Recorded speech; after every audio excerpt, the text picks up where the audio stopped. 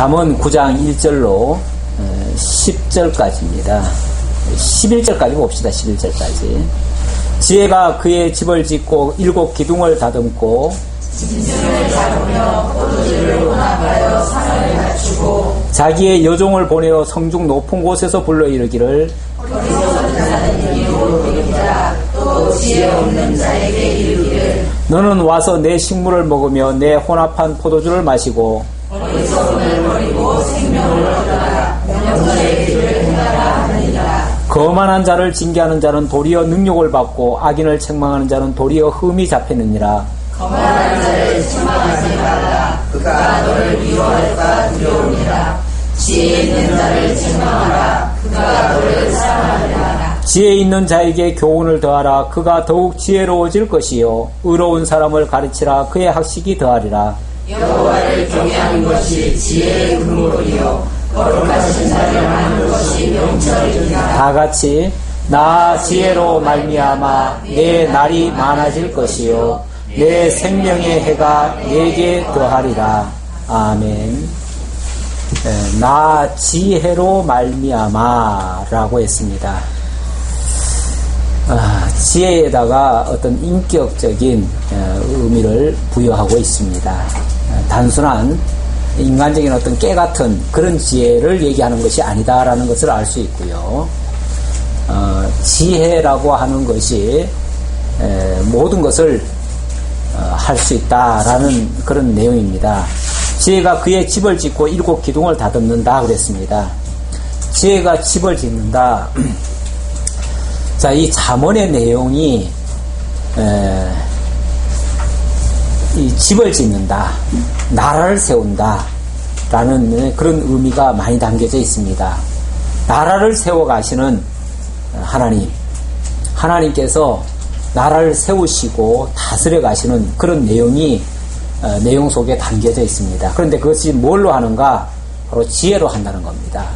지혜로 나라를 세우기도 하고 다스리기도 하고, 나라를 그렇게 세우고 다스린다는 말은 그 속에 함축된 말이 모든 것을 다 지혜로 하신다 그 얘기예요. 지혜로 하신다는 거고, 그것은 또 그 지혜를 쓰시는 분이 하나님이시니까 결국 하나님께서 지혜라고 하는 것을 통해서 이 모든 것을 다 이루어 가신다라는 얘기고, 그 안에 또 아까 보니까 그 안에 생명을 얻으라 그런 말씀도 있습니다. 생명을 얻으라, 명철의 길을 행하라. 그 안에 생명도 있고 명철도 있고 모든 것이 그 안에 담겨져 있다. 이 지혜를 얻지 못하면 반대로 어리석다는 얘기고, 그것은 생명을 얻지 못한다는 얘기고, 집을 짓지 못한다는 얘기고, 결국은 멸망을 얻게 된다는 이야기입니다. 자, 잠언 오늘 사실은 지난번 다 끝났습니다. 끝났고 오늘은 되새김질 하는 날인데, 원래 처음에 참석하시고요, 마지막 끝에 참석하시면 중간에는 좀 빼먹어도 다 이렇게 참석한 거나 같습니다. 왜 그러냐면 총정리를 하니까요. 그런 의미에서 사실 이 끝에 끝물이 그래서 좋아요. 끝물이 아까 제가 웃으면서 그 얘기 했는데, 에브라임의 끝물 포도가 좋다고요. 그런 얘기를 했는데, 끝이 좋으면 다 좋다는 말씀이 있습니다. 끝이 좋으면 다 좋습니다, 실제로. 우리는 끝을 바라보고 가잖아요. 끝이 좋아야 되잖아요. 이 땅에서, 여기서, 지금 당장 좋기를 바라는 게 아니라, 정말 끝을 좋게 하기 위해서 사실은 우리가 이 땅에서 살아가기도 하고, 예수 믿는 것도 사실은 끝을 좋게 보자는 거예요. 그렇잖아요? 그러니까 끝이 좋으면 참 좋습니다.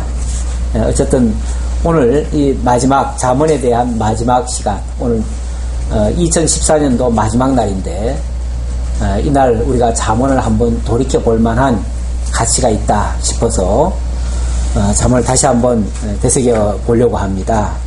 잠언의 큰 내용은요, 여호와의 주권성을 찬양하는데, 주권이라는 말은 주인 주자니까, 그리고 권리 권자니까 그냥 그 권리를 다 수행하시는 그분을 찬양한다 그 얘기예요. 그러니까 당신이 주권을 가지고 모든 이 세상 삼라만상을 다 주관하시고 다스려 가신다는, 그걸 지금 찬양한다 그 얘기예요. 뭘로 하시는가? 지혜로 하셔요. 지혜로 하시고 거기에 대한 서원적인 이야기를 1절로 6절까지만 소개를 하고요. 간단하게 소개하고 그 다음에 내용은 이제 본론에 들어가는데 1장 7절로부터 9장까지가 지혜로 복을 주신다는 이야기입니다. 자, 지혜라는 말이 아까 나왔고요. 복이라고 하는 말을 지금 했습니다. 하시는 도구 또는 방편이라고 하면 지혜라고 하는 건데, 지혜로 뭘 주는가? 복을 준다 그랬습니다. 복을 준다 그랬는데, 그 복의 내용이 좀 구체적으로 들어가 보면, 제가 수없이 강조를 했었는데, 이 복이라고 하는 것 속에는 하나님의 나라와 하나님의 의라고 하는 것이 담겨져 있습니다. 이것이 정말 신령한 복이고, 이 땅에서도 마찬가지입니다. 이 땅에서도 하나님께서 당신이 이 땅에 당신의 나라, 당신의 백성들을 양육하시고 길러내시고 그들로 하여금 이 땅에서 정말 하나님의 나라를 건설해 가십니다. 건설해 가시고 그리고 나라만 세워놓는 게 목적이 아니고요. 세워놓은 다음에는 그 세워진 나라를 하나님의 기쁘신 뜻대로 다스려 가십니다. 그거를 의로 다스린다라고 말할 수 있고요. 그것을 이 세상 의와 구별하기 위해서 세상 의라고 하는 것은 어떻게 보면은 자기들 좋은 대로 규정을 해놨잖아요. 세상의 의라고 하는 거는요. 세상이 뭐 이게 정의다 그러지만은 가만히 보면요. 자기네들한테는 정의지만은 또 다른 사람들한테는 그게 불의예요. 공의롭지를 못해요. 다시 말하면 일정한 의가 아니에요. 자기들이 그냥 옳다고 인정하는 그 의, 그거는 다른 사람 쪽에서 봤을 때 또는 다른 나라 입장에서 봤을 때는요, 그건 불의예요. 그러니까 우리나라 정의가 다른 나라에 가면 불의가 될 수 있고요. 또 다른 나라의 정의가 우리나라에 오면 또 불의가 될 수 있어요. 그러니까 이 세상에는 진정한 의미에서 정의란 없습니다. 없는데 진짜 어디에도 제약을 받지 않는 정말 온전한 의가 있습니다. 그 의는 바로 하나님이 이루어 가시는, 하나님이 행하시는 의입니다. 그래서 그거를 진짜 정의라고 말할 수 있고요. 그 정의의 방식대로 집행에 옮기시면 그걸 공의라고 할 수 있습니다. 그래서 일단 그 의에 대한 개념을 그렇게 정리를 하고요.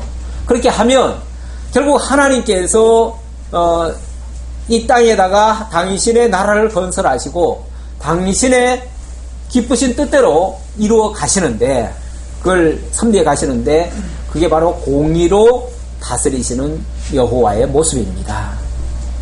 그것이 이제 장차는 영원한 나라, 영원한 천국을 건설하시고 그곳에서 영원토록 하나님 당신의 그 영광을 비춰내시는 그러한 섭리로 하실 건데, 이 땅에서는 그 모형과 그림자적으로 지상교회를 건설하시고 지상교회를 통해서 하나님이 의롭게 다스려 가신다, 그 얘기예요. 그거를 구약시대에 다윗 왕가, 솔로몬 왕가를 빗대어서 그때 그 상황에 그때 상황을 가지고 끌어와 가지고 그때 상황에 비춰서 장차 참 지혜로 이루실 그 나라에 대한 설명을 해주신다, 그 얘기예요. 물론 참 지혜는 뭐겠어요? 참 지혜가 또 뭐겠어요? 우리 3장 한번 볼까요? 3장.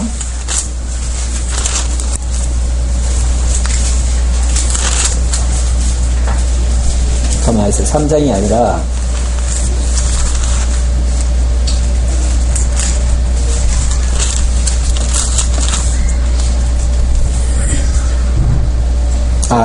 죄송합니다. 8장 22절.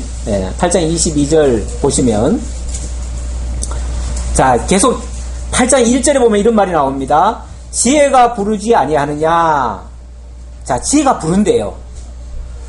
지혜가 부르지 아니하느냐라고 하면서 지혜 얘기를 쫙 합니다. 쫙 하다가 22절에 그 지혜의 출처라고 할까요? 지혜의 그 근본 뿌리를 얘기를 하는데 이렇게 표현합니다. 여호와께서 그 조화의 시작 곧 태초에 일하시기 전에 나를 가지셨으며, 자, 지혜라고 하는 것의 가장 근원적인 그 출처가 어디냐면 여호와께서 그 조화의 시작, 다시 말하면 이 천지 만물을 짓기 그 전에, 그 말이에요. 그 전에 태초에, 그 전 태초입니다. 그 전 태초에 일하시기 전에 나를 가지셨으며, 바로 지혜를 가지셨다는 거예요. 만세 전부터, 태초부터, 땅이 생기기 전부터 내가 세움을 받았나니, 그때 벌써 지혜가 세움을 입었대요. 아직 바다가 생기지 아니하였고 큰 샘들이 있기 전에 내가 이미 났으며 산이 세워지기 전에 언덕이 생기기 전에 내가 이미 났으니, 하나님이 아직 땅도 들도 세상 진토의 근원도 짓지 아니하셨을 때라. 그러니까 이 세상 천지 삼라만상이 있기 전에 벌써 지혜가 있었다, 그 얘기예요. 그리고 그 지혜에 대해서 30절 봅시다.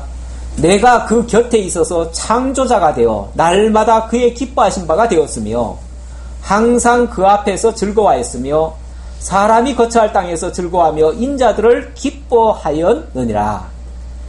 그런데 그 지혜가 하나님 곁에서 창조자가 되어서 날마다 그의 기뻐하신 바, 하나님의 기뻐하신 뜻을 이루어내셨다, 그 말이에요. 그리고 사람들이 있는 그 땅에서 인자들을 기뻐했다. 결국 그 지혜가 이 땅에 임하셨다는 거예요. 임하셔서 사람들을, 인자들을 기뻐했다, 그 말이에요. 그러면서 아들들아, 이제 내게 들으라. 내 도를 지키라. 자, 무슨 얘기입니까? 결국 그 지혜라고 하는 그 인격적으로 표현된 그 지혜가 단순한 우리가 알고 있는 그런 어떤 인간의 깨 같은 그런 지혜의 차원을 얘기하는 게 아니고 바로 예수 그리스도를 가리킨 말이었습니다. 결국 예수 그리스도를 통해서 하나님이 하나님의 나라를 이루시고, 그리고 그 나라를 친히 만왕의 왕으로 삼으셔서 다스려 가신다는 그런 이야기예요. 네. 그런 얘기를 지금 구약 시대에 그 솔로몬 왕국을 빗대어서 설명을 한 내용이다.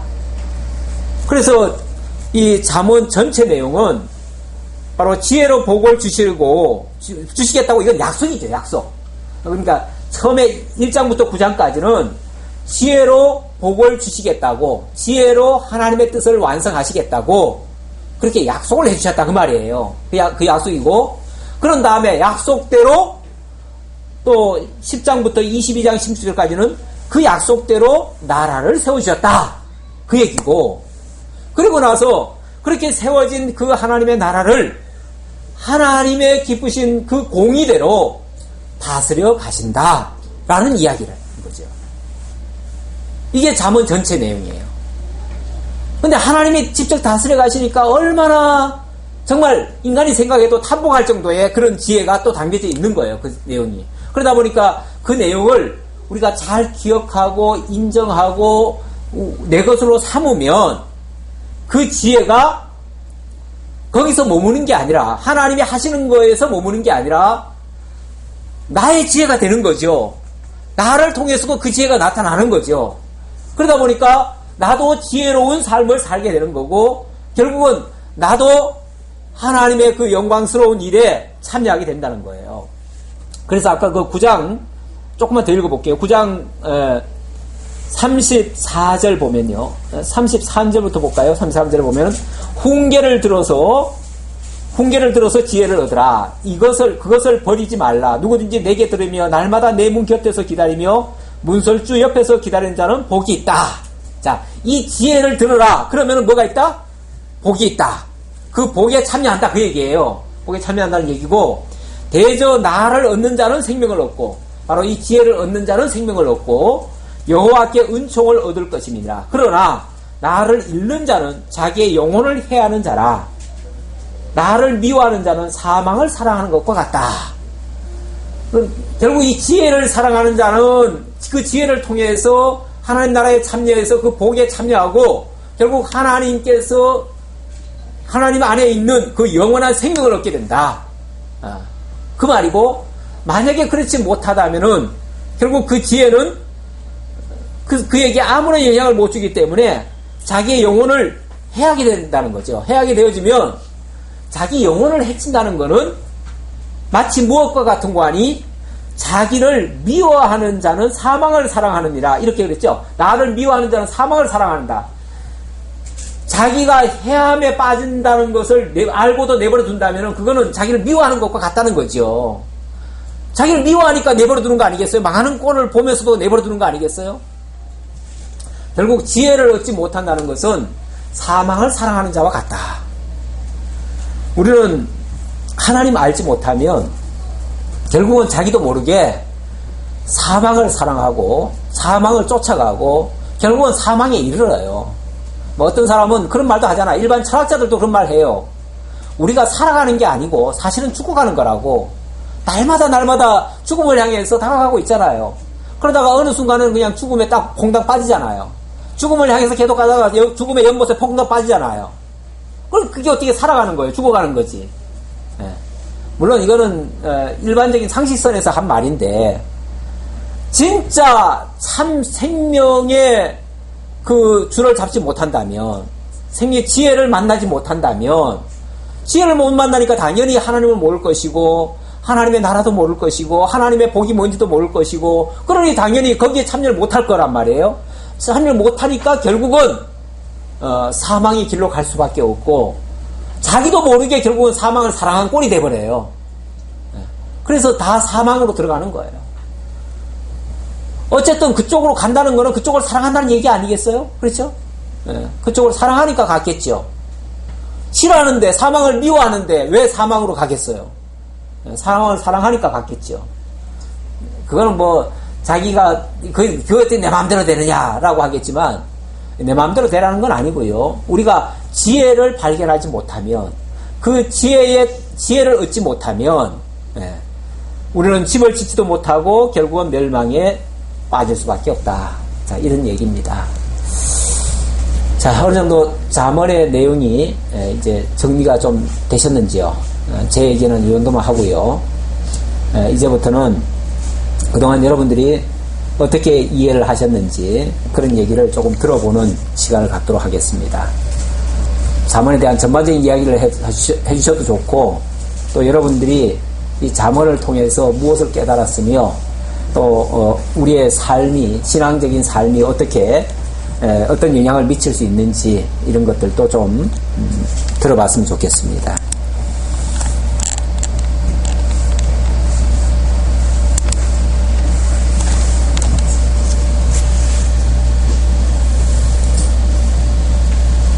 네. 참 이게 어렵더라고요. 나라에 대해서 이렇게 비유하고 그러니까. 예. 왜 저렇게 목사님은 나라에 대한 말을 많이 하지만 그게 접하기가 좀 어려운 게 자문인 것 같아요. 예, 예. 그러니까 하나님의 지혜로 이렇게 살아가는 것과 이렇게 어려우면서 이해하기 힘들어지는 거죠. 예. 자관, 이 잠언을 일반적으로는 굉장히 쉽게 받아들입니다. 그래가지고 어린애들 보고도 잠언은 꼭 읽으래요. 왜냐하면 이 잠언만 읽으면 똑똑해진대요.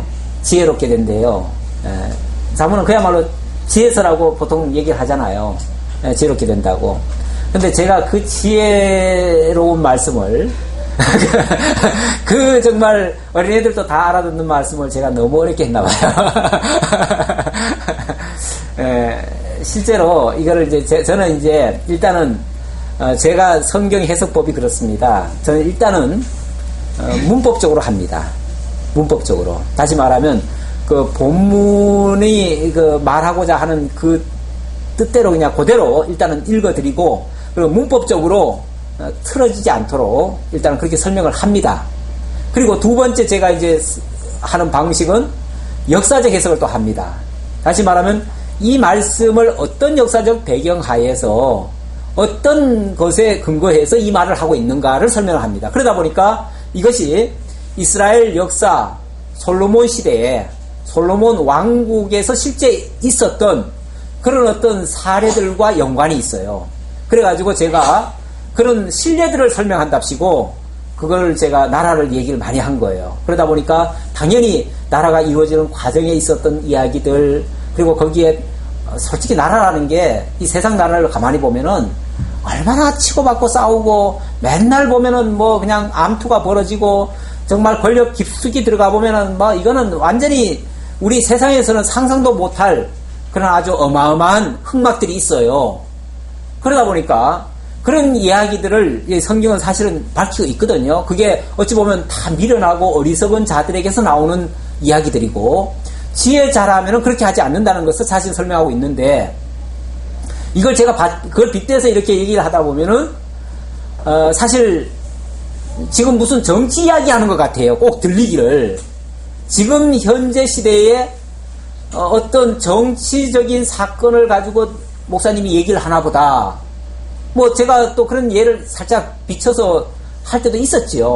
없잖아. 왜냐면은 너무 흡사하니까 그런 거를 제가 이제 비유 삼아 최근에도 이런 일이 있지 않느냐라는 뜻으로 얘기한 적이 있는데, 그러다 보면은 그것이 현재 얘기를 하다 보면 사람들이 선입견을 갖게 돼요. 그래가지고 그것에 동의하는 사람은 오케이로 받아들이는데, 동의하지 않는 사람은 어떤 정치적인 이해관계 때문에 그거를 선입견으로 이걸 거부하게 될 수가 있어요. 사실은 이거는 제가 말씀 전하는데 마이너스 요소입니다. 사실 그래서 어떤 경우에도 말씀 속에서 정치적인 어떤 성향이 드러나면은 안 되는 겁니다, 원칙상. 그래서 그런 게 조심스럽기도 하면서 한편에는 어떤 더 리얼하게 설명하려고 제가 성경에 있는 그 신뢰를 오늘날의 현재 약간 빗대서 설명을 한 바가 있습니다. 그런데 그런 것들이 경우에 따라서는 내 정치적 의향과 안 맞을 때는 걸림돌이 됩니다. 그건 사실입니다.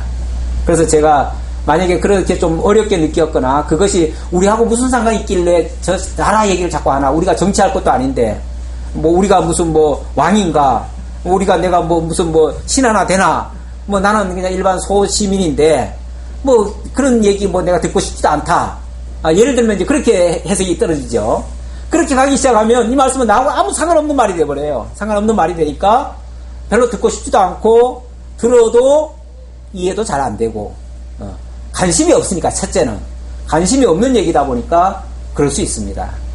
사실 또 그리고 우리 여자분들은 그 통계를 조사를 이렇게 해봤더니 모여서 일부러 이제 실험 삼아 그 실험자가 두 가지 사례를 가지고 얘기를 했어요. 쭉. 그러니까 남자 그룹, 여자 그룹을 놓고 막 한 번은 스포츠 얘기를 막 해요. 그리고 정치 얘기를 막 해요. 그 다음에 연예인 얘기를 막 해요. 그래 놓고 나중에 이제 조사를 했어요. 무슨 얘기를 아주 인상 깊게 들었느냐라고 확인을 해봤더니, 남자들은 어떻게 보면 정치나 스포츠나 이런 거에 그런 것만 기억이 남아요. 뭐 연예인 얘기는 생각이 안 나. 그리고 연예인 이야기, 드라마 이야기는 여자들이 또 다 기억하고 있어요. 여자들은 아주 그냥 말 한 토시까지 다 알고 있어. 그러니까 그거는 이제 결국은 자기 관심 분야로 들었다는 얘기죠. 그게 실제 객관적인 사실을 듣는 게 아니라 자기 관심 분야를 듣는 거죠. 근데 이게 어찌 보면은 잠언의 내용이 어떤 나라라든지 뭐 어떤 공의에 대한 이런 이야기, 이런 것들이 어떻게 들리면 이게 정치적인 이야기 같이 들려요. 그러다 보니까 거기에 평소에 관심 없었던 분들 입장에서는 따분하지요. 뭐 저런 소리를 뭐 성경에서 얘기를 하고 있나. 이렇게 좀 미리 어떻게 보면은 저건 내가 별로 그냥 듣고 싶지도 않아. 그래가지고 미리 그냥 닫아버리죠. 그렇게 되어지면 진짜 말하고 싶은 내용은 그건 아니거든요. 사실은 그걸 하나 빗대가지고 정말 하나님이 이렇게 해가신다는 걸 설명하려는 건데, 그 부분을 들어야 되는데 여기서 그만 막히는 바람에 이걸 못 들어버리는 거죠. 그러니까 교훈이 없어요. 아무런 내게 감흥이 없어요. 그러니까 사실은 그 말씀이 어렵게만 들리죠. 쓸데없는 소리로만 들리고 이렇게 될 수 있죠. 예. 저 같은 경우는 그 전에 자문을 보면서 좋다는 거는 많이 이렇게 들었으니까 좋은 말이 많다 이래서 저도 많이 보고 그쪽을 시편이나 자문을 지금 희연이한테도 좀 읽어보면 도움된다 이렇게 얘기를 했고 그랬는데 그때는 볼 때는 어떻게 봤냐면 내가 이대로 행해서 살아야 된다는 쪽으로 관심을 두고 봤어요. 그래서 그게 안 나올 때는 스트레스를 좀 받고 막 이런 게 많이 있었고 근데 많이 그렇게 생각을 하다가 이렇게 다시 공부를 하면서 여기 같은 게 공부를 하면서 내가 행동하는 그 기준이 아니고 하나님의 뜻이 이렇게 됐으니까 내가 그 말씀을 통해서 나를 자꾸 반추해보고 나의 실수를 뒤집어서 이게 하나님이 기뻐하시는 사실은 여기에서 말하는 거 보면 일반 저희 생활에서도 이렇게 하면 별로 안 좋은 부분들이 많거든요. 그러니까 하나님의 사람으로서는 이런 삶이 나오면은 더 좋지가 않구나라는 걸 스스로를 자꾸 돌아보게 되는 계기가 되고 결론적으로 이제 뭐 30장, 31장에 가서는 성도의 여기서는 현숙한 여자라고 했지만 결국은 이게 성도잖아요. 현숙한 여인이 예. 모든 교회에 속한 성도들이라는 거. 그래서 우리의 삶이 진짜 이것처럼 자기 맡은 바 역할을 제대로 수행하지 못할 때는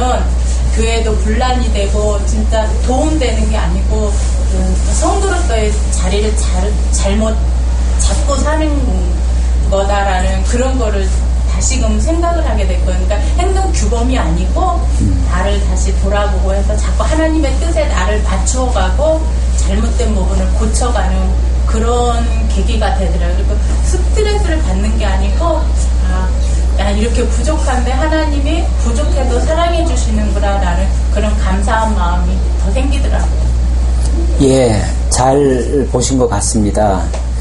사실 제가 아까 이걸 나라라고 하는 거기에다가 이렇게 맞춰서 설명을 하다 보니까 이게 어렵게 들렸다 또는 선입견이 생겼다 제가 그런 말을 아까 했는데 만약에 그런 걸 빼고 나면요 그냥 이걸 우리한테 다이렉트로 그냥 이건 내게 그냥 바로 주신 말씀이다라고 받으면은 그야말로 생활의 지혜도 될 수 있고 어떤 삶의 교훈도 될 수 있고 여러 가지 아주 현명하고 지혜롭고 아주 우리로 하여금 정말 똑똑해질 수 있는 어리석은 짓을 안 할 수 있는 그런 어떤 지혜의 말씀이 돼요. 그건 이제 그건 생활 교훈으로 받는 거죠. 받는데 그것도 이제 방금 이제 이해는 그게 쉬워요. 왜냐하면 이걸 그냥 내게 받으니까 그냥 너무 쉽지요. 뭐 너무 쉬운데 문제는 그것도 이제 단점은 방금 집사님이 얘기하신 것처럼 이렇게 살라는 건데 내가 그렇게 살아지지는 못하고 이랬을 때 어떤 스트레스가 또 생길 수도 있고 또 그것이 또 정확한 하나님이 본래 우리에게 요구하시는 그 본뜻인가 하는 그런 의문도 좀 있고 그렇지만 결과적으로는 어쨌든 우리로 하여금 그렇게 살게 함으로써 살고자 하는 그런 노력을 하게 함으로써 또 긍정적인 요소도 분명히 있지요. 그래서 어쨌든 이 잠언을 일반적으로는 많이 읽으라고 합니다. 그래서 어린아이들에게도 잠언만은 하루에 뭐 한 장씩 이상 꼭 읽으라고 그렇게 또 권면하는 선생님들도 있습니다. 왜냐하면 그렇게 해야 우리가 똑똑해진다, 지혜로워진다. 어쨌든 이런 방법으로 쓰나 저런 방법으로 쓰나 결과적으로 하나님께서 역사하시는 것은 하나님이시니까 우리가 시기로 전하나 뭐로 전하나 결국은 하나님의 영광이 드러난다고 했는데 어쨌든 어떤 동기에서든 자관 이 말씀을 많이 읽게 되어지면 거기서 참 지혜자가 그리스도라는 것은 우리가 아마 발견되어질 겁니다. 발견되어지고 그리고 그분을 통해서 우리가 지혜롭게 될 수 있다고 하는 그런 신앙의 교훈은 우리 분명히 주어집니다. 그런 의미에서 어쨌든 우리에게 그런 어떤 긍정적인 것으로 이해만 되어진다면 설령 뭐 본문이 뭐 이 나라다 의다 이런 얘기를 안 하더라도 유익한 것은 틀림없습니다. 네. 여러분들이 그동안 잠언에 대해서 가지고 있는 어떤 생각이라든지 선지식이 있다면 그런 걸 또 말씀해 주셔도 좋고요.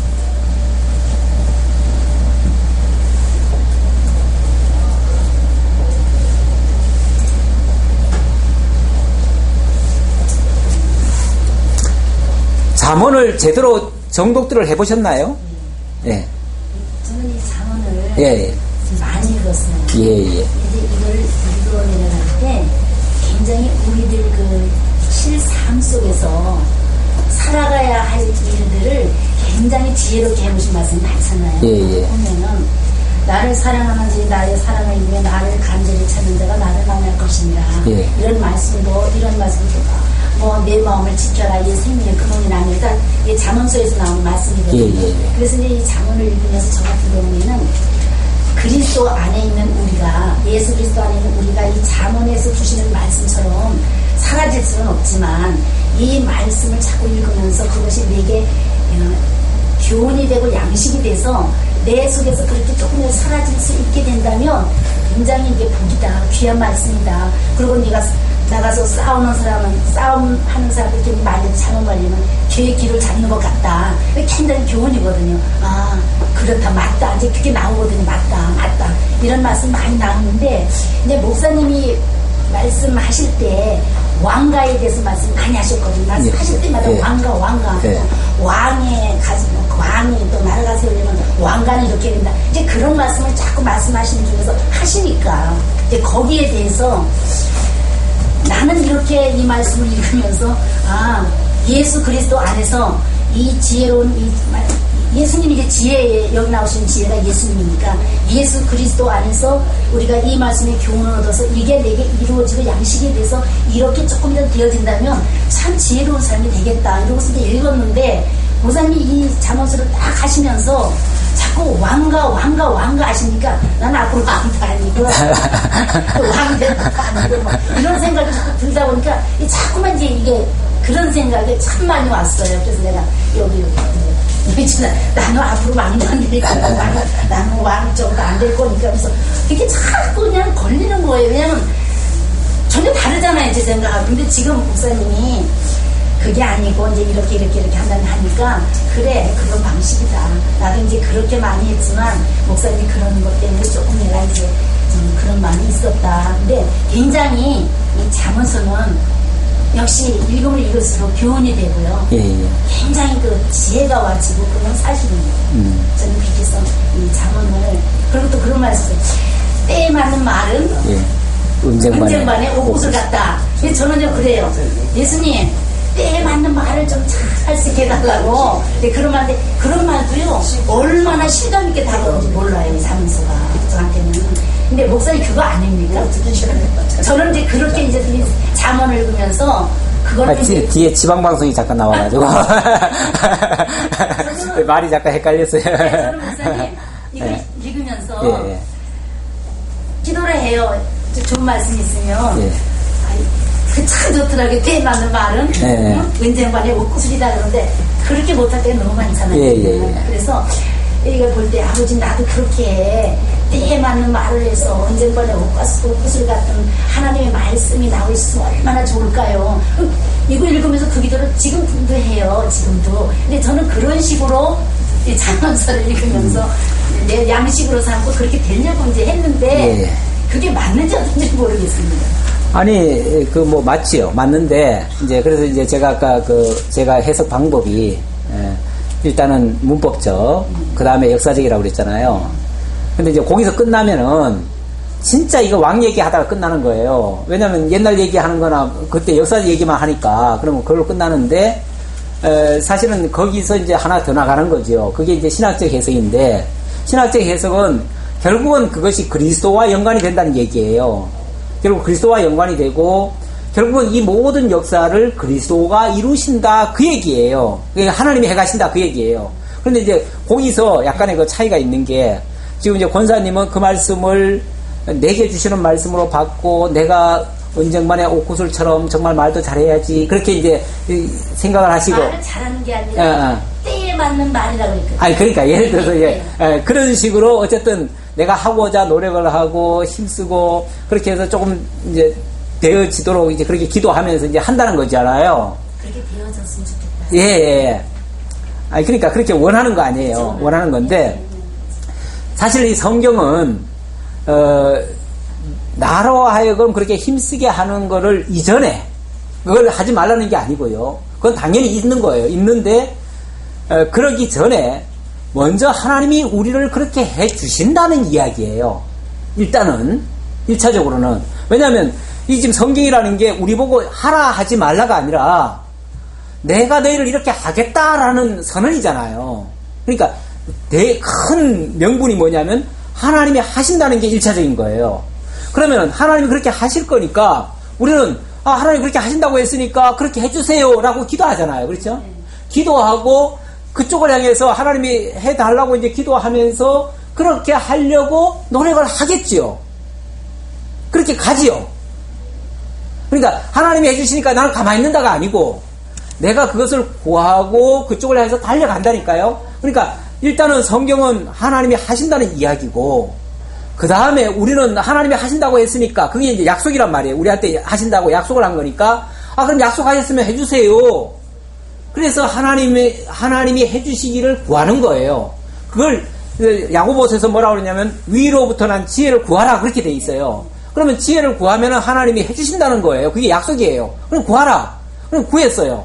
구하면서 그쪽을 구한다는 말이 또 그냥 말로만 하나님 해주세요가 구하는 게 아니고요. 그 에스크라는 말 속에는요, 그 원래 구하고 찾고 두드리는 것까지를 포함해서 통틀어서 이거 기도라고 해요. 그러면은 그렇게 내가 구하면서 하나님이 해주실 줄 믿습니다 하고 그쪽으로 가는 거예요, 그냥. 내가 믿는다는 말은 전혀 이론적으로는 안 맞아요. 계산적으로 안 맞을 수도 있어요. 그러나 믿는다는 말은 그리 가는 거예요. 그렇죠? 왜? 될 줄 믿으니까 가는 거예요, 그렇게. 그래서 벌써 내 행동이 그쪽으로 옮겨지잖아요. 옮겨졌는데 그게 됐다 그 말이에요. 이루어졌다 그 말이에요. 이루어진 것이 가만히 보니까 나중에 돌이켜봤어요. 돌이켜봤더니 내가 그거 할 수 없는 일이었는데 어찌 보면 무지막지하게 무모하게 믿기만 하고 그냥 갔다 그 말이에요. 그런데 결과가 이루어져 버렸어요. 그러면 그 다음에 무슨 얘기가 나오냐면 내 입에서 이건 하나님이 하셨군요. 이렇게 나온다니까요. 그래서 하나님이 하신다고 하시더니 하나님이 해주셨군요. 하나님 감사합니다. 이렇게 나오잖아요. 그래서 우리가 그 영광을 하나님께 돌리게 되는 거예요. 결과적으로는. 이걸 만약에 내가 막 하나님이 하라고 했으니까 내가 해야지. 그리고 막 힘써가지고 이루어졌어요. 그러면 하나님 내가 잘했지요? 이렇게 나온다고요. 그렇죠? 그 차이예요. 그러니까 신본주의와 인본주의의 차이가 신본주의는 하나님이 하게 하신다. 하게 하셔서 나로 하여금 결국은 찬양하게 만드신다는 것이고요. 인본주의는 하나님이 하라고 하셨으니까 우리는 해야 된다라고 해가지고 내가 힘써가지고 한 다음에는 자기 자랑을 나오는 거예요. 하나님 그거 보세요. 내가 했잖아요. 이렇게 나온다니까요. 이제 그 차이예요. 그 차이인데 저는 기본적으로 제 패턴이 이제 신본주의로 가는 겁니다. 신본주의로 가다 보니까 인간의 의지나 노력은 사실은 조금 약화시킨 거예요. 사실을. 약화시킨 건 맞습니다. 그러다 보니까 내게 직접 안 다가와요. 왜냐면 내 의지를 막 발동시키려면 하시오 해야 나한테 하라는 소리구나 라고 따라 듣는데 하나님이 이렇게 하십니다라고 하니까 그럼 나하고는 아무 상관없네 이렇게 들린다 그 말이죠. 요거 이제 듣는 기술이에요. 저는 또 전하는 기술이고 그러니까 전하는 기술에 조금 미숙함과 듣는 기술에 좀 미숙함이 섞여가지고 결국은 말씀이 제대로 이게 안 맥혀 들어가는 꼴이 되어버린 거예요. 결과적으로는. 근데 우리 소망교회는요. 하나님이 하신다는 게 너무 잘 붙여있어요. 그러니까 그것 때문에 결국은 못하게 하는 꼴이 되잖아요. 결과적으로. 행동이 안 나오고. 그러니까 이게 결국은 행동까지 나오게 돼야 이게 결국은 제대로 전달이 됐다고 말할 수 있는데 행동이 제대로 안 나왔다는 말은 결국은 제대로 전달이 안 됐다는 얘기예요. 결과적으로. 의도대로 전달이 안 됐다는 얘기예요. 네. 우리가 이만큼 성경을 배우면 하나님이 하게 하신다는 것은 끝나지 않아요. 그러니까. 이거는 거기서 끝나서는 안 된다. 거기서 안 끝나요. 왜냐면 여기는 목사님 밑에서 말씀드린 우리 전부가 거기서 끝나지 않아요. 하나님이 하게 하신다는 그러나 우리 여기 전부 그러실 거예요. 저는 게 아니라. 저는 그 바람을 가지고 전했고. 저거지. 만약 목사님이 생각하시는 것처럼 그럼 하게 하신다고 가만히 있는 우리 아니라고요. 다들 그 말씀을 따라서 기도하고 하나님이 하게 하시기 때문에 내가 일이 이루어졌다. 거기까지 하나님께 영광을 돌리는 데까지 가는 게 우리 소망교회 성도들이잖아요. 저는 예. 그렇게 생각합니다. 근데 제가 자관 그렇게 제가 전하는 의도는 그런 뜻에서 전하는 것이다. 라는 것이고, 그렇게 하다 보니까 결과적으로는 그게 이제 왕 이야기처럼 들렸었다.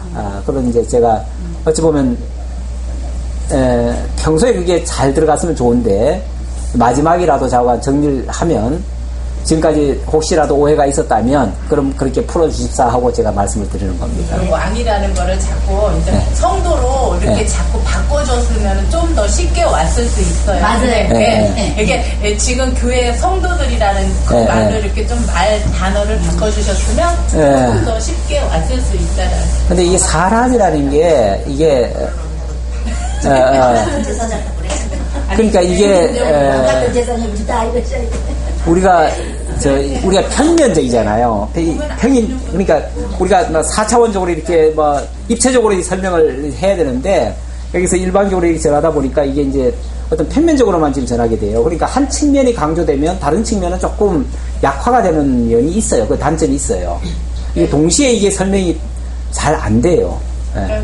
이게 역사적인 측면을 조금 강조를 하다 보니까 네. 신학적인 측면에서 조금 약화돼.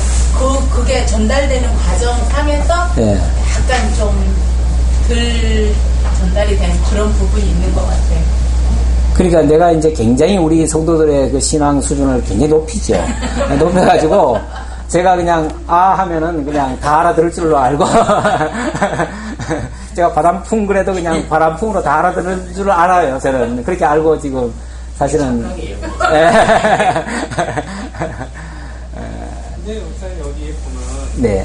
이 내용 중에 아드라가 왕이 많이 나오잖아요. 예. 근데 이게 원래 그 안에도 거기에 아드라가 나왔어요? 뭐 원어로 네, 원어에. 뭐 제가 원어까지는 안 살펴봤어요. 안 살펴봤는데 뭐 아들이라고 나왔으니까 아들이라고 했겠죠. 아들이라는 것은 사실 우리한테 통하는 거잖아요. 근데 물론 여기 왕한테 주로 많이 하는 건데.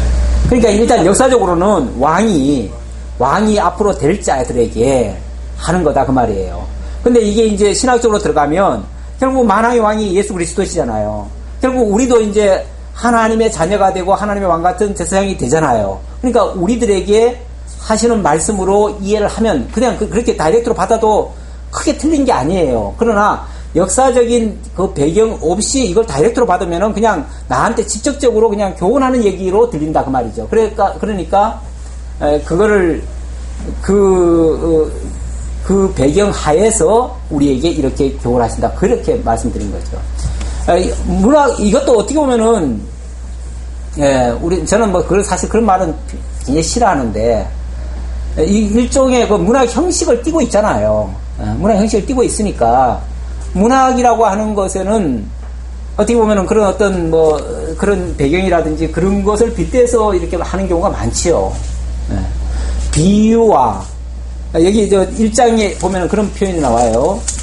이 성경을 기록할 때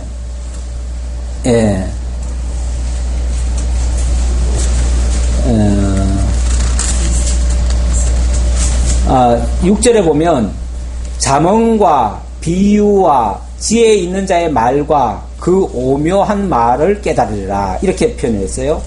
이게 이제 원래 그 잠언이란 말은 굉장히 어떤 교훈적인 그런 말이라는 뜻이에요. 거기다가 또 비유가 있다는 거예요. 거기다가 지혜 있는 자의 어떤 그 앞선 자의 어떤 말이 있다는 거예요. 또 오묘한 말 그랬는데 그 오묘한 말이라는 게 결국은 하나님의 그 아주 깊은 의미가 그 속에 담겨져 있다 그 말이에요. 결국 이런 것들 이런 문학 형식을 통해서 하나님의 그 오묘한 비밀의 말씀을 들려주겠다 그 얘기예요. 그러니까 형식은 분명히 그 배경이라는 게 있어요. 이 말씀을 하게 되는 그 배경은 있어요. 그 배경이 거기서 끝나는 게 아니라 결국은 이 하나님의 그 오묘한 섭리를 설명하기 위한 비유로서 끌어들인 거다 그 얘기죠. 이게 잠언도 그러지만 다른 이게 구약 성경 내용이 이게 요한복음에서 얘기했잖아요. 이 성경은 내게 증거한 거라고 네네. 기록이 돼 있잖아요. 예, 예. 그럼 예수 그리스도 증거한 거잖아요. 예, 예. 예, 저는 거기에 대해 초점을 맞춰봤는데 이 잠언서의 내용이 그 왕 데레스 그분에게 이게 훈계를 하면서 이렇게 말씀하시는 거지만은 결과적으로는 그러한 내용을 토대로 이게 잠언에 기록되어 있지만은 예수 그리스도 목사님 말씀하셨지만 예수 그리스도를 증거하고 이렇게 드러내는 작업을 하셨잖아요. 그러면서 제가 마지막에 그 부분을 볼 때는 공유로 이게 41절 9절을 보면은 고독한 자의 송사를 위하여 이를 열지니라. 너는 입을 열어 공유로 재판하며 강구한 자를 불평한 자를 공부한 자를 궁핍한 자를 신원할지니라. 이 왕이 이게 그때 저걸 보면 역사적으로 이 왕이 그 억울한 자를 신원해서 회복시켜 주는 것이지만은 결과적으로는 예수 그리스도가 직결시켜서 예수 그리스도가 이게 아침에 오전에 들었듯이 이제 희생의 연보를 드림으로 말미암아 우리가 갇힌 자를 끌어내어서 신원해 주는 거죠. 회복시켜 주는 거. 그게 우리가 이제 신학으로 하는 것을 우리가 받아들이지 않으면은 이거는 이제 좀 우리가 받아들이기 힘든 이제 내용이라고 볼 수도 있겠죠. 근데 이것을 신학적으로 이 접목을 잘 시켜주는 것들이 우리가 이해하기가 좋다는 뜻으로 좀 말씀드리고 싶습니다. 예, 맞습니다. 예. 이 내용이 전부 다 예수 그리스도가 사실은 이루신 거잖아요. 예. 결과적으로. 예. 그러니까 우리 보고 이루라는 게 아니고 결과적으로는 예수 그리스도가 다 이루신 거에 우리는 그 안에서 함께 이루어가 참여하게 되는 거예요. 그러니까 사실 제가 양보할 수 없는 부분 중에 하나가 그 부분이에요. 왜냐하면은 나는 결국은 이 말씀 속에서 예수 그리스도가 드러나기를 원하거든요. 그래서 어쨌든 하나님이 예수 그리스도를 통해서 이 모든 역사를 이루신다는 걸 지금 강조하고자 하는 건데, 제 포인트는. 그런데 이제 이걸 다이렉트 교훈으로 이제 만약에 설명을 하기 시작하면 거기에 예수 그리스도가 빠져요. 예수 그리스도가 빠지고 하나님이 그냥 내게 명령한 것이 돼버리고 나는 그것을 열심히 수행하는 데다 초점을 맞춰요. 그러다 보면 결국은 예수 그리스도가 없는 하나님의 그냥 지혜로운 교훈의 말씀 이 정도가 돼버려요. 그래서 그걸 제가 이제 좀 그 부분이 빠질까봐 사실은 그거를 그렇게 있는 그대로 설명을 하고 그것은 예수 그리스도께서 하신다는 얘기다라고 이제 사실은 내가 그걸 매번 강조가 사실은 안 했을 수는 있어요. 예, 안 했을 수 있어요. 그래가지고 더 이제 그런 오해가 될 수도 있는데 어쨌든 저는 뭐 어느 정도는 여러분들이 그렇게 이해를 하고 받아주셨으리라라는 사실 제 생각을 가졌던 겁니다. 가졌던 거고 제가 아마 서두에는 그 얘기를 하지 않았을까 싶고 중간에 계속 본문 해석하면서 계속 맨날 그 소리를 똑같이 할 수도 없으니까 그래서 아마 제가 반복은 잘 안 했던 것 같고 이게요. 이게 시간 나누다 보니까 오랜 시간이 지나잖아요. 근데 이거를 사실은 그렇게 하는 게 아니라 한 번에 이게 쫙 나가야만이 이게 쫙 이해가 오거든요. 사실은 그게 제일 편한 방법인데 사실은 그래서 사경회가 사실은 그런 면에서 좀 장점이 있긴 있습니다. 사경회는 단시간에 전체를 한번 훑어볼 수 있거든요. 그러면은 정확하게 모든 게 다 나와요. 파트별로. 문법적, 역사적, 신학적 해석이 그냥 동시에 딱 떨어져 버려요. 그러면은 깔끔하게 정리가 되는데 이 장기간에 길게 이렇게 설명하다 보니까 매번 다 얘기할 수는 없고 매번 또 다 알아듣는 것도 아니고 이러다 보니까 듣다 보면은 결국은 딴 얘기하는 것 같고 삼척보러 가는 것 같고 좀 그런 소지가 좀 있습니다. 없잖아. 이게 자문을 좋은 글귀를 우리가 받아들이고 좋거나 이렇게 해야 되지 하지만은 다이렉트를 받아들여도 이거 10분의 1도 우리가 실행하지를 못해요. 그렇죠. 진짜요. 실제로 하지도 못하고 만약에 그걸 하기로 시작하면 진짜 스트레스만 될 수도 있어요. 왜냐하면 감당은 안 되는 데다가 부담은 되고. 그리스도가 하신 것을 우리는 그의 믿음으로 이게 그것을 영접하고 받아들였기 때문에 사실은 그분께 한 것이 내게 되었다고 인정해 주니까 의롭다 칭해주니까 그냥 감사함으로 한 발짝 한 발자국 성화의 과정을 조금씩 한 발자국 한 발자국 내딛어 가는 것이지 네네. 이것을 뭐 내가 해야 되겠다 이런 쪽으로 자꾸 받아들일 수는 예, 없게 되더라고요. 사실. 근데 이게 예. 이게 자문서를 이렇게 특강을 하시고 있잖아요. 제가요? 아, 예, 예. 예, 예. 이 자문서에 대한 특강을 하셨어요. 하시고 나서 그 후에 이제 자문서 목사님한테 좀 배웠잖아요. 예, 예. 예. 배워왔는데 제가 느낀 거는 이 글귀를 그대로 해석을 해가면 이 사회생활을 하는데 글귀 그대로 살 수가 없잖아요. 예, 예. 근데 이제 성경이 전체적으로 다 합동풀이를 하다 보니까 요거 하나만 딱 놓고 교훈이다 이렇게 생각해보면 받아들이기가 굉장히 힘들어지는 것 같아요. 제가 느낀 건 그래요. 그래가지고 자문서뿐이 아니라 성경 자체에 말씀하시는 자체로 성경 일체에서 내가 받아들일 때 네. 어떻게 받아들일 수 있냐에 따라서 사람이 그 교훈이 되고 네. 그런 생각을 많이 가지고 어쨌든 뭐 잠언은 이렇게 해서 끝을 맺고요. 뭐 이해가 안 돼도 할 수 없어요. 이렇게 해서 끝을 맺고 이제 그 다음에 이제 전도서로 넘어갈 건데 전도서는 사실은 어떤 면에서 좀 직접 왜냐면 거기는 뭐 역사적 배경 그런 게 별로 없잖아요. 없고 어떤 삶의 그런 굉장히 인간의 어떤 고뇌라든지 뭐 이런 것부터 시작해가지고 거기에 대한 그거는 뭐 우리 실생활에 대한 비유로 설명을 해도 크게 무리는 안 될 것 같아요. 아마 전도서는 잠언에 비해서는 왜냐하면 정확한 어떤 역사적 어떤 테마가 없어요. 거기는 없기 때문에 전반적인 인생사에 대한 이야기예요. 그래서 훨씬 더 쉽게 와닿을 수 있다라는 생각이 듭니다. 저도 사실은 잠언을 이제 끝냈지만은 솔직히 쉽지는 않았습니다. 쉬운 건 아니었어요. 저도 쉽지는 않았다고 보고 왜냐하면은 그냥 교훈으로만 가면은 또 쉬울 수 있어요. 그런데 이거를 그 역사적 배경을 정확하게 냈다는 그걸 찾아가지고 그걸 설명하면서 가려니까 그게 이제 이중으로 힘드는 거죠, 사실은. 힘들고 거기다 강조를 두다 보니까 시간 다 되면은 그냥 더 이상 그 신학적 해석하기 전에 그냥 끝내버려요. 그러니까 결국은 그걸 매번 설명을 못한 거예요.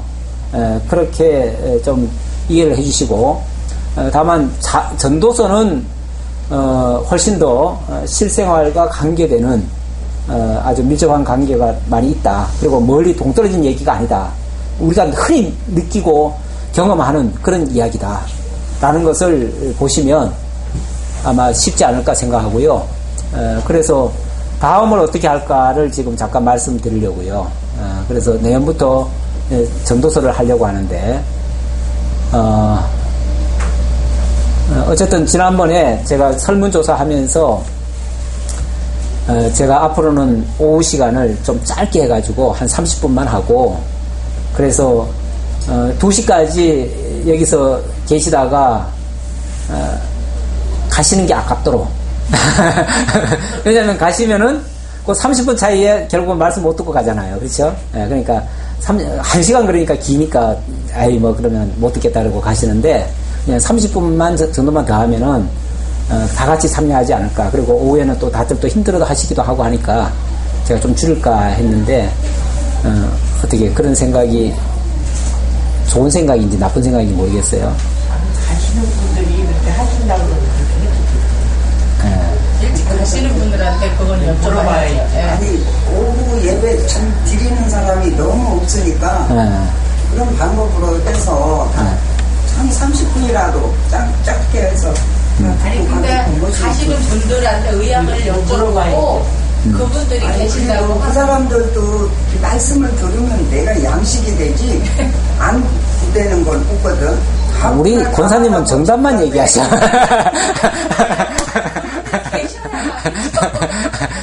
자관 정답이고, 이제 어쨌든 방법론인데, 어쨌든. 아니, 지워온 게 아니에요. 나는 이 목사님 말씀대로 자문사도 되고, 내가 세상에 알아서 이렇게 못 살기 때문에 엄청 그게 두렵게 아니잖아요. 그게 아닌데. 못 사니까 예수님이 필요합니다. 사람은 예수님 안 오셔도 돼요. 그 성경대로는 못 살아요. 그런데 예수님이 필요한 거죠. 자문서를 계속 끼면서 아니, 그게 성경대로 사는 사람 이 세상 하나도 그러니까 없어. 예수님이 그걸 다 이루어졌다고. 그런데 하나님께서 그래서요. 내 이름 아니고는 너희 아무도 이 세상에 죄 없는 사람이 없고 주님의 이름으로만 온다고 그랬으니까 우리는 하나님이 너는 죄 없다 힘어서 입혀주면 그냥 가는 거지 우리가. 예, 자관 우리가 일단은 그렇게 하겠다는 생각을 한번 했고요.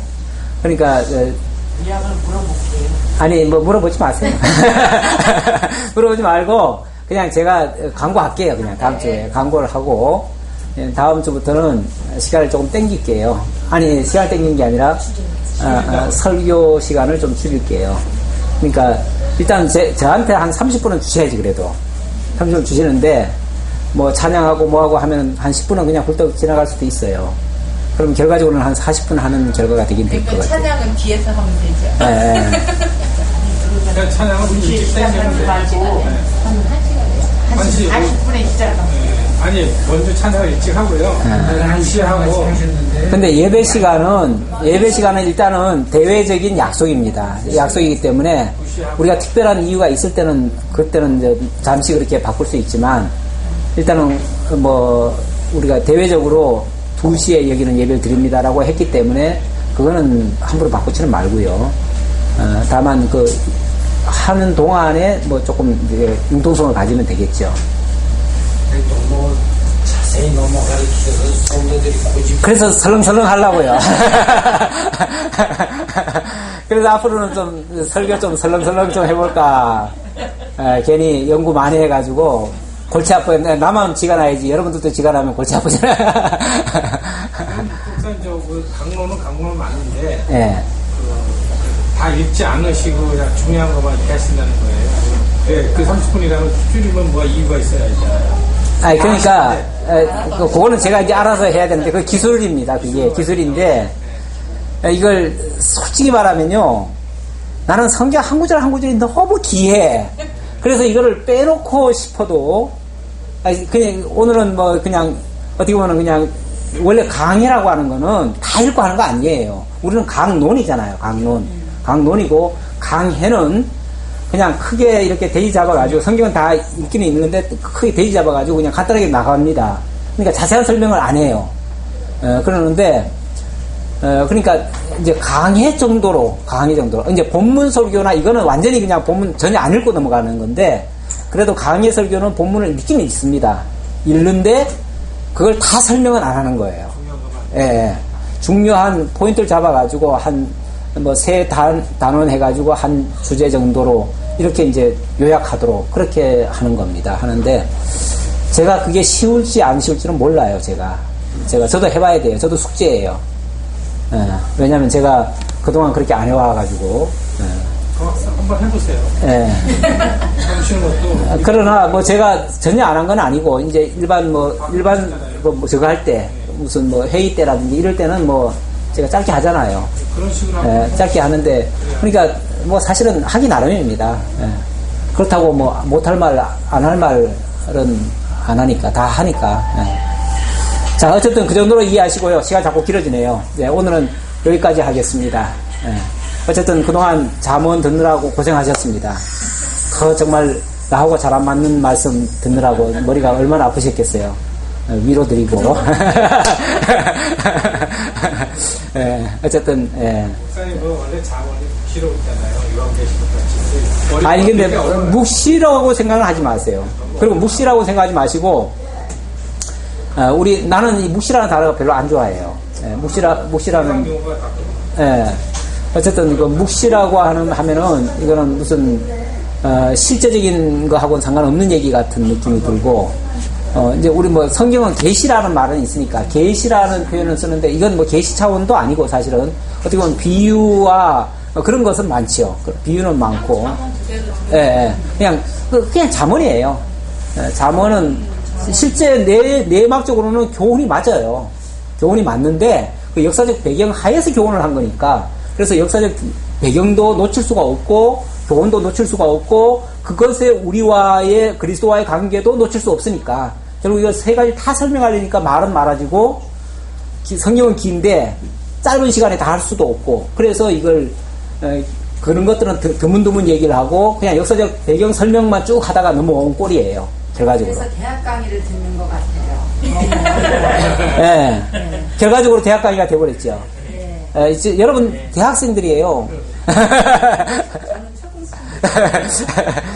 대학 수준이에요. 이 말씀이 쉬움에 있어서 어렵게 생각해요. 예. 잘하면 들으면요 헷갈려요. 잘 들어야 돼. 자관 초보자들한테는 조금 어려운 건 사실입니다. 사실이고. 그러니까 자관 고맙습니다. 잘 들어주셔서 고맙고 앞으로 더 잘 들어주시기를 바라겠습니다. 아버지 하나님 감사합니다. 우리에게 너무나 소중한 시간들을 허락해 주셨습니다. 잠언 저희들이 막연히 교훈이라고만 받았는데 이것이 정말 그리스도와 우리와의 아주 밀접한 관계임을 또 설명해 주시고 또 하나님이 세워가시는 영원한 계획과 그 결과로 이루어진 결과물이라는 사실을 또한 오늘 말씀을 통해서 다시 한번 제하게 됐습니다. 하나님이 복을 주시고 또 나라를 이루시고 공의로 다스려 가시는 이러한 섭리를 오늘 잠언을 통해서 잘 정리했사오니 이제 우리의 삶 속에서 예수 그리스도가 우리의 진정한 왕이 되시고 우리를 친히 다스려 가시는 그러한 주이심을 다시 한번 고백하고 우리는 주님만 믿고 열심히 달려나갈 수 있는 저희 모두가 되도록 인도해 주옵소서. 예수님의 이름으로 기도하옵나이다. 아멘.